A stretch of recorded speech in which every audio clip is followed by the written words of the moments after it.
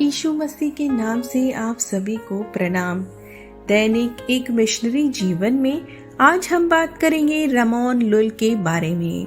इनका जन्म 1232 और 1233 के बीच में हुआ था और इनका मृत्यु 1315 और 1316 के बीच में हुआ था। इनका शहर था मलोरका और इनका देश था मजोरका। इन्होंने ईसाई धर्म का प्रचार यूरोप और अफ्रीका में किया था। जैसा कि पौलुस ने कहा, मेरे लिए जीना मसीह है और मरना लाभ है। फिलिपियों 1:21। मुसलमानों के लिए मिशनरी रामोन लुल का जीवन ऐसा ही था। रामोन का जन्म एक शाही परिवार में मजोरका राज्य में हुआ था। वे एक बुद्धिमान और पढ़े लिखे व्यक्ति थे, लेकिन बिना किसी महत्वपूर्ण उद्देश्य के एक निरर्थक जीवन जीते थे। अपनी युवावस्था में वे पापी विचारों से भरे थे और व्यभिचारी जीवन जीते थे। एक गर्मियों की शाम को उन्होंने अचानक एक शक्तिशाली दर्शन देखी, जिसमें वे यीशु को क्रूस पर देखे, जिनके हाथों और पैरों से खून बह रहा था।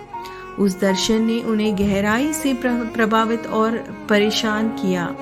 कुछ दिनों के बाद उन्होंने फिर से उसी दर्शन को देखा और एक आवाज सुनी, रामोन, मेरे पीछे हो लो। वे उस दर्शन के बारे में अधिक जानने के लिए बेताब हो गए और एक चर्च की सेवा में भाग लिया।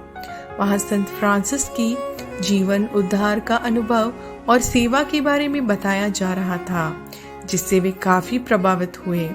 उस दिन उन्होंने प्रभु को अपना हृदय दिया और परमेश्वर की सेवा करने के लिए अपने परिवार और भौतिक संपत्ति को त्याग दिया। बहुत प्रार्थना के बाद रामोन ने महसूस किया कि परमेश्वर उन्हें मुसलमानों को सुसमाचार प्रचार करने के लिए बुला रहे हैं। उन्होंने अरबी सीखी और मजोरका के मुसलमानों को सुसमाचार सुनाया।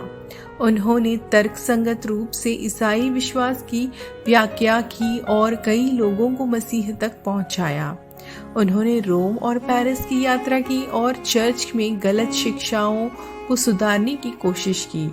उन्होंने मिशनरियों के लिए प्रशिक्षण की स्कूल स्थापित किया और उन्हें विशेष रूप से इस्लामी देश में सेवा करने के लिए निर्देशित किया। वे एक विपुल लेखक भी थे, जिन्होंने धर्मशास्त्र, गणित और दर्शन शास्त्र पर लगभग 290 पुस्तकें लिखी। 61 वर्ष की आयु में उन्होंने उत्तरी अफ्रीका की यात्रा की, जहां उन्होंने इस्लामी तुनीसिया में सुसमाचार का प्रचार किया। वहां उन्हें कैद कर लिया गया और फिर इस धमकी के साथ बेच दिया गया कि अगर वे वापस आए तो उन्हें पथराव करके मार दिया जाएगा। हालांकि उन्होंने उस स्वर्गीय दर्शन की बात न टाली और वे 80 वर्ष की आयु होने पर भी 2 बार तुनीसिया लौट आए। जब वे एक खुले बाजार में प्रचार कर रहे थे, धार्मिक कट्टरपंथियों ने उन्हें शहर से बाहर खींच लिया और उन्हें पथराव करके मार डाला।